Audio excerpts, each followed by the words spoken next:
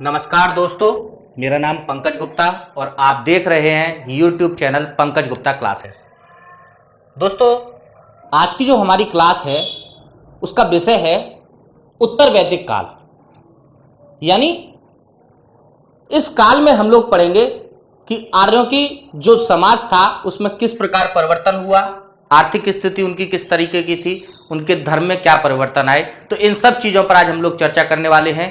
तो दोस्तों शुरू करते हैं आज की क्लास, उत्तर वैदिक काल।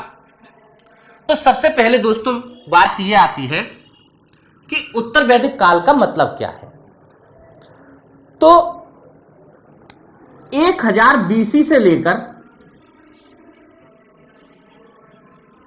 600 BC के बीच का जो समय काल है, इस समय काल को हम लोग बोलते हैं उत्तर वैदिक काल।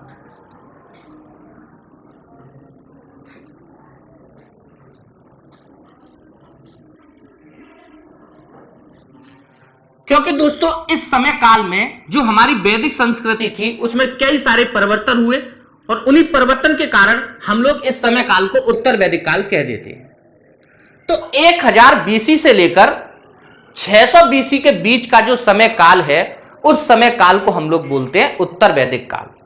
दोस्तों ये वो समय था जिसमें आर्यों ने सिंधु नदी से आगे बढ़ के पहले गंगा यमुना और उसके बाद संपूर्ण गंगा यमुना के द्वार पर अपना अधिकार स्थापित किया। दोस्तों इस काल के विषय में हमें जानकारी कहां से मिलती है?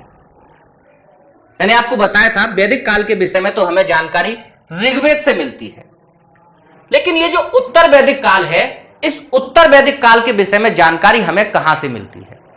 तो दोस्तों उत्तर वैदिक काल की जानकारी के 3 तो महत्वपूर्ण वेद और एक आपका महाभारत, जिनमें सबसे फर्स्ट आता है यजुर्वेद,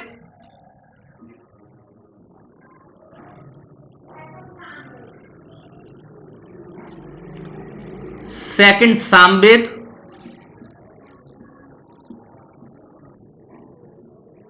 थर्ड अथर्ववेद।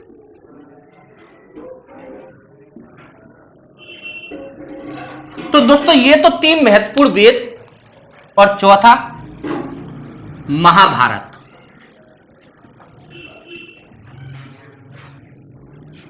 उत्तर वैदिक काल पर प्रकाश डालता है। यानी अगर आप उत्तर वैदिक काल के विषय में जानकारी चाहते हो तो ये चारों जो धर्म ग्रंथ हैं हमारे, ये चारों धर्म ग्रंथ हमें उत्तर वैदिक काल के विषय में जानकारी देते हैं।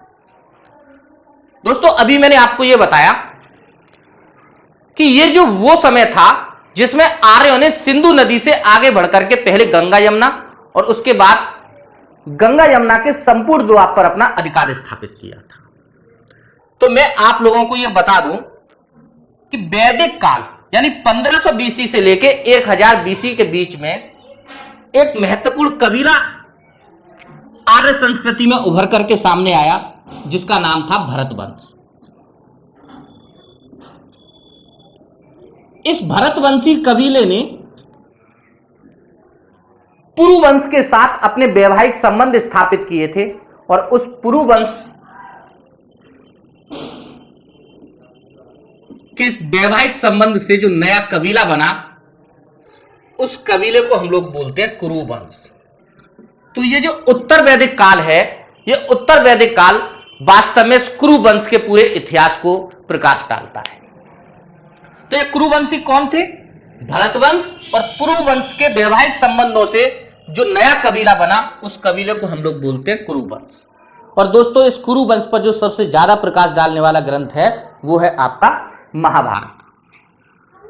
तो दोस्तों सबसे पहले मैं आपको यह बता दूं, लोहे का आविष्कार इस उत्तर वैदिक काल का सबसे महत्वपूर्ण घटना है।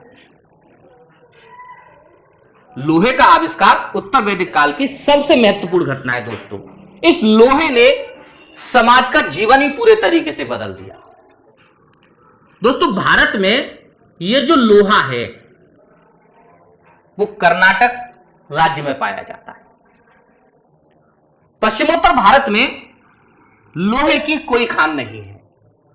तो कर्नाटक से ये लोहा निकल करके पश्चिमोत्तर भारत कैसे पहुंचा, इसके ऊपर इतिहासकार कोई ज्ञान नहीं रखते। पता नहीं कर्नाटक से यह लोहा पश्चिमोत्तर भारत कैसे पहुंचा।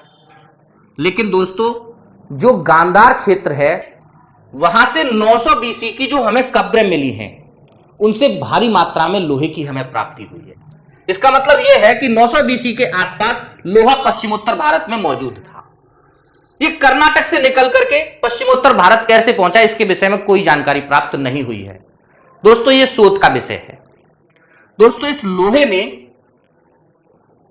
मानव सभ्यता को पूरे तरीके से बदल दिया। दोस्तों, इस लोहे ने मानव जीवन को 3 तरह से प्रभावित किया।